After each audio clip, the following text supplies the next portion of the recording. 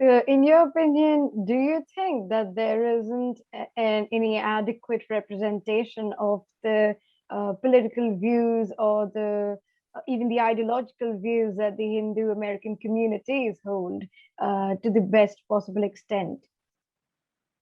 Yeah, I mean, well, that's exactly the thing, right? Like, I don't think that we've articulated that. Like, Okay. if we haven't articulated what those ideological or political commitments are, then we can't complain about not having representation, right? So I think that you have to start on the ground level, right? And Mm-hmm. you have to build a community consensus that has a wide buy-in from the community, right? People from all backgrounds, people from all communities, and everyone has to kind of agree on a set of like, okay, these are what the principles we stand for, right? These are the things that we think we need to fight for in America, as Hindu Americans. And then you have to go about doing that. I think that sometimes we make the mistake of, looking at an event, a political event, whatever, that we perceive as adverse to our interests. And then we say like, oh, this is against the Hindu community. But it's like, no, you're assuming that there's a Hindu community to begin with. Like, until you are able to build like the institutional foundations of that community, you're not going to be able to kind of lobby or pursue your interests in the American political and social arena, I think.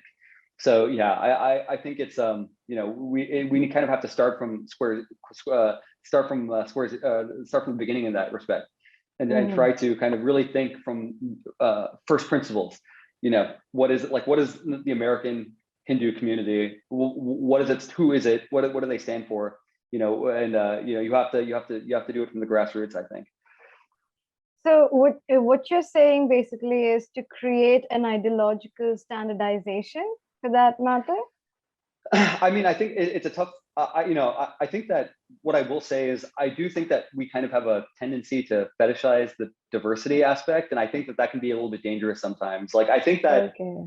I don't think you need to have ideological conformity, like, but I do think that you need to kind of At least on some have, issues, we can say. at least on some issues, right? Like, Okay. you have to be able to find a consensus Mm-hmm. on certain issues, right? Like, and that while still allowing, like, I think the most beautiful thing about the Dharmic tradition, right, is the spiritual freedom, right, and this idea of Yes. like,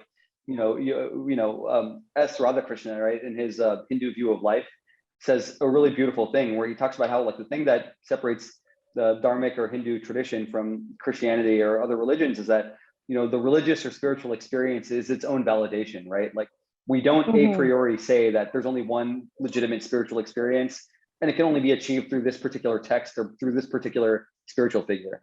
Like, we look at the spiritual experience as like it's self-validating, right? Like, Yes. regardless of where it comes from, like, it's valuable.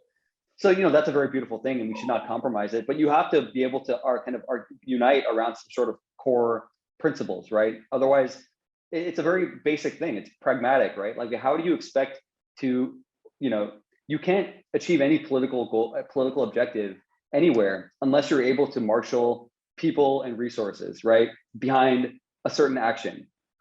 If you have a room of 1,000 people and each one has a different conception of what is true or what is good, you're not going to be able to engage in any concerted political action, right?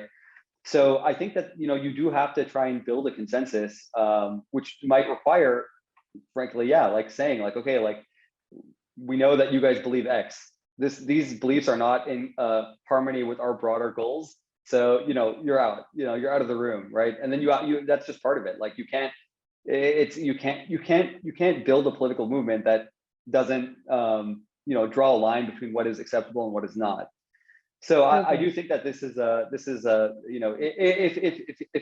if Hindu Americans want to build a unified identity in America that lobbies for whatever political or social goals, like, you do have to kind of build that consensus. You have to have some sort of shared goals, shared values. So do you think there are efforts being made in this direction? I think that's happening organically, because I think what's happening now is, I think what we're seeing in America is, there's a lot of cultural and political challenges that the community is facing, right? And I think that people are starting to kind of wake up and realize that, like, ultimately, if you don't define yourself, like, someone else will define you, right? They'll Yes. define you and they'll define your interests. and they'll do it in a way that's not consistent with what your interests or even what your conception of yourself is. And that's just the way it works, and so I think and this is also part of the broader American story and broader American history. I mean, if you look at any immigrant community that's come to this country, right, whether it was Jewish Americans who came here in the early 20th century, or Irish Americans, Italian Americans, like, you don't just I think we like to think now that we live in this like enlightened progressive society that like everyone is welcome, you just have to follow certain rules or whatever.